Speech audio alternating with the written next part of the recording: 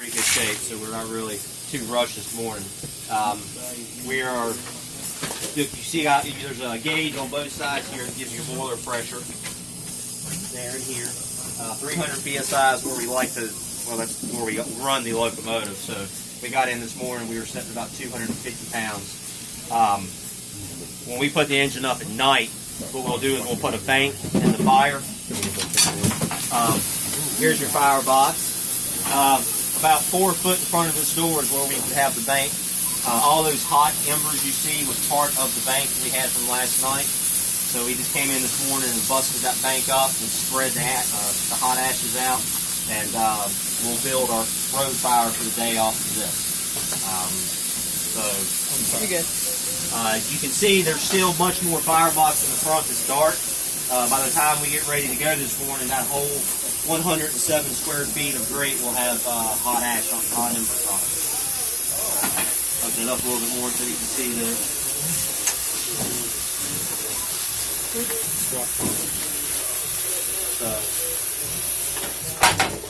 So basically in the cab here, you guys are very familiar with the inside of the locomotive. Over here on the right hand side of the cab, this is the engineer's side. Everything over here, lever right here. This is your power reverser. You push it forward, the engine goes forward. You pull it back, it goes into reverse.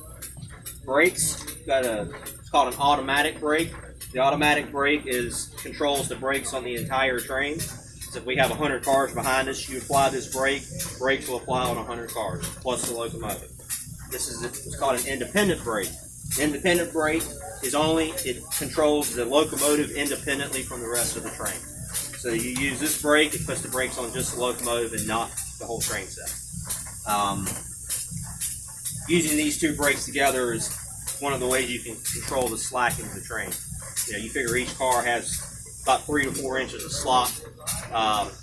You take 100 cars times 3 inches, you end up with about 60 feet of slack in one train set. So you want to try to keep your train stretched out in operation. So brakes are very critical in train control. It's not just for stopping and starting. It does play much more role than that. As you're going down the railroad, we use sand to help aid traction whenever we're in slippery conditions. Wet rail, greasy rail, even snow will affect the traction of the locomotive adhesion to the railhead. Sand is dispersed onto the railhead in front of the driving wheels to aid in traction. That's what these 3 knobs right here are for.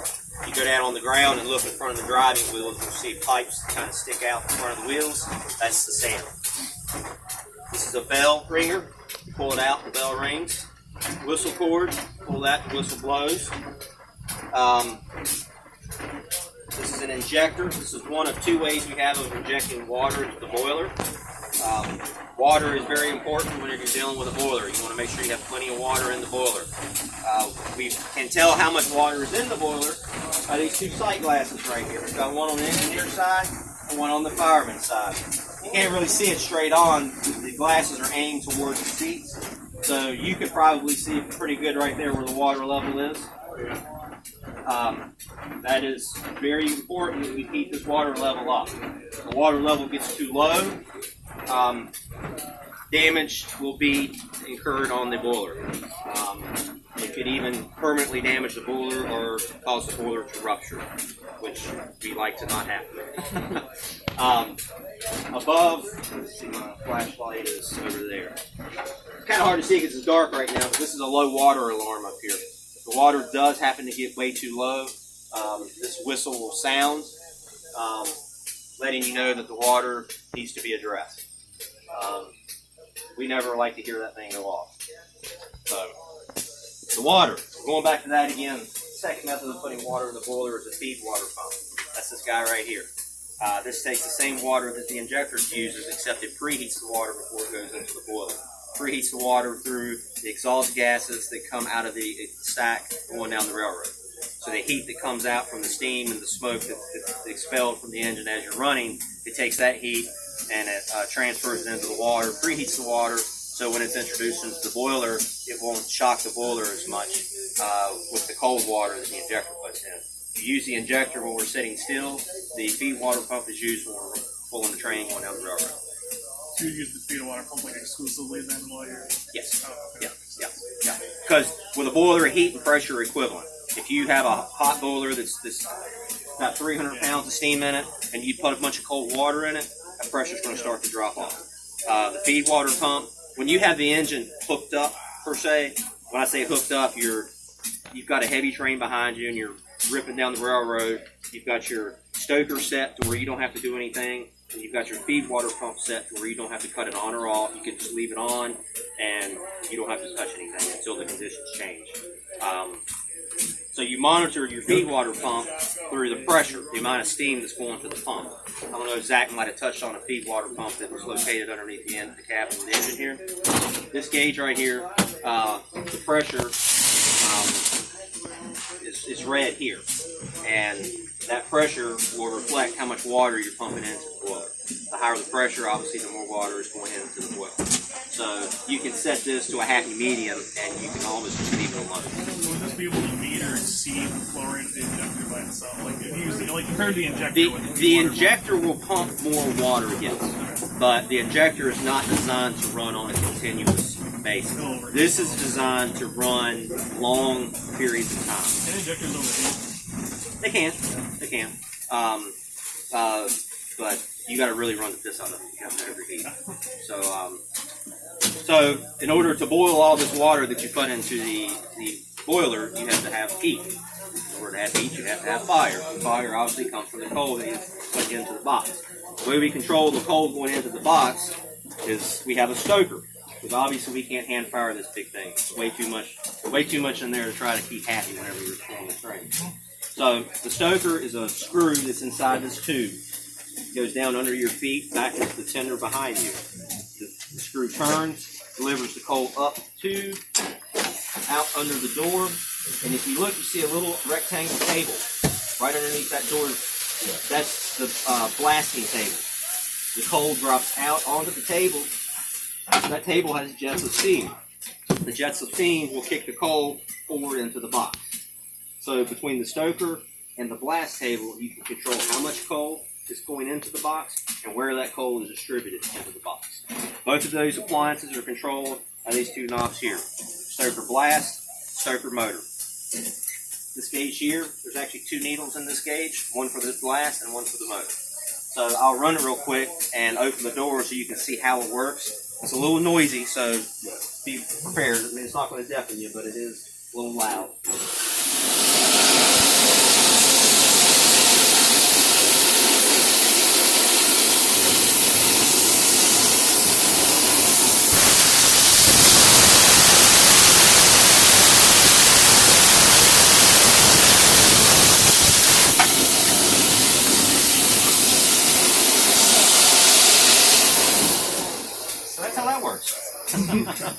So you need to get that coal way up to the front, you just kick it up a higher pressure and it'll fill the front, and then vice versa for the back.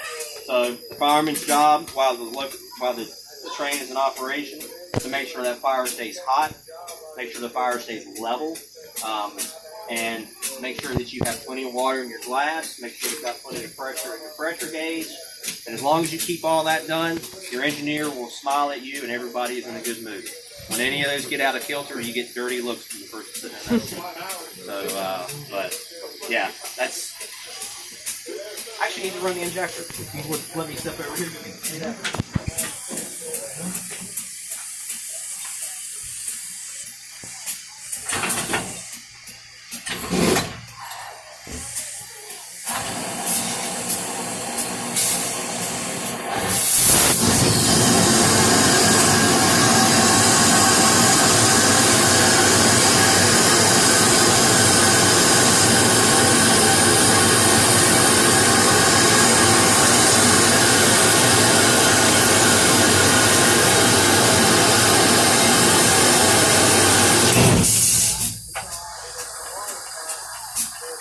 So the reason I turned that on is because we have a very happy fire in this morning.